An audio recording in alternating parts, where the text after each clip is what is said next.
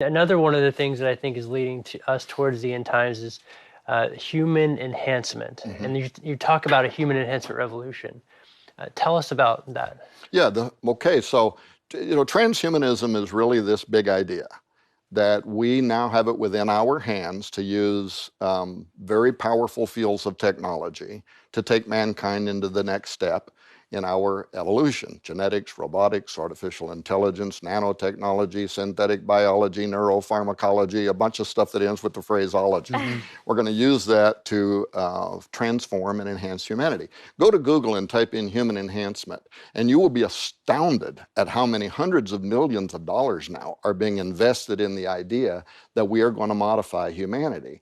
Last week, the Chinese, our own director of national intelligence was interviewed, and he said, we have solid information that the Chinese are biologically enhancing their soldiers for battlefield performance. France 2 days ago said we're going to follow China's lead on this, and we also are going to be committing money to biologically enhancing. But we also know, by the way, we've been doing this in the United States for probably 20 years. In the last 10 years, there hasn't been a single approved federal funding budget for DARPA, the Advanced Research Projects Agency, that didn't include money for biologically enhancing our soldiers on the battlefield. Yeah, so they're already doing the testing, at least in the blueprint. What are some of the ways that you're seeing that the soldiers on the ground are going to be artificially enhanced? The darling of this right now is called BMI, brain-machine interface. Yeah. By the way, just in case you want to use it, I brought a implantable microchip kit. Wow. That if you put this under your skin and then programmed it through your computer, you'd be able to open your house by thought alone. You'd be able to start your car. You can do all kinds of things. Wow. Few people in the world have this that are in the scientific community, and that's actually a CRISPR-Cas9 knockout kit, a gene knockout kit.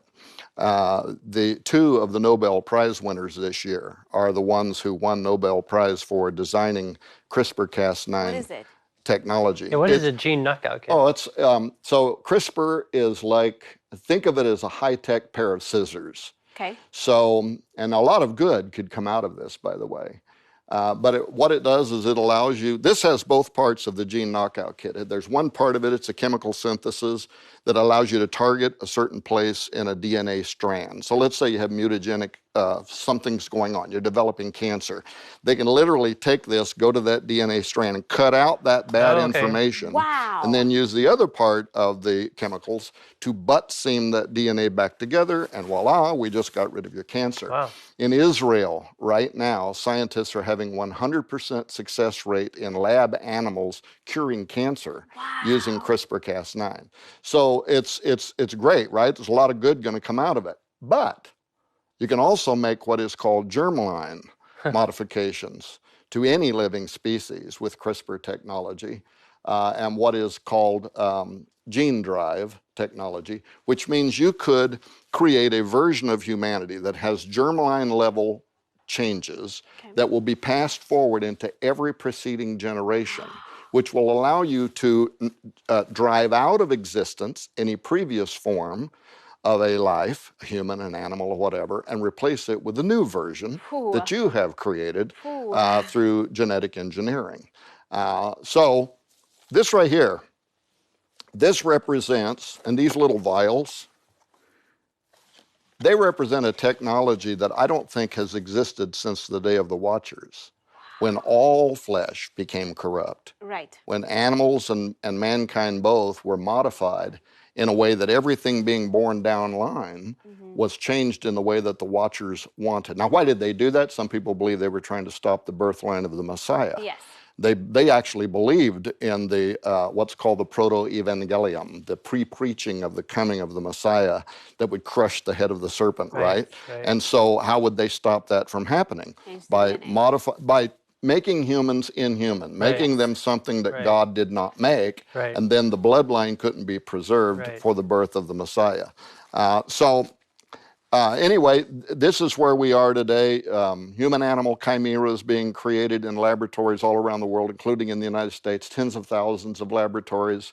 Models are being made, and the big question of, are we also going to use animal material integrated with humans, not just for pharmaceutical purposes, right, like they're doing today, which is mostly what's driving it, but do we imagine that we can make humans entirely something different? Is that what China is doing now? We have intelligence that says this is true, and the Jasons, who are the most prestigious scientific body in the world that offers advice to the Pentagon, the Department of Defense, they say this is the new arms race. Wow. That in the same way that America competed with the old Soviet Union during the Cold War for nuclear supremacy, this is it, and we have to get ahead of it, whether we like it or not. Whether our ethicists tell us that it's a bad idea, we have to do it, otherwise we are going to be dominated by these new forms of human in the near future.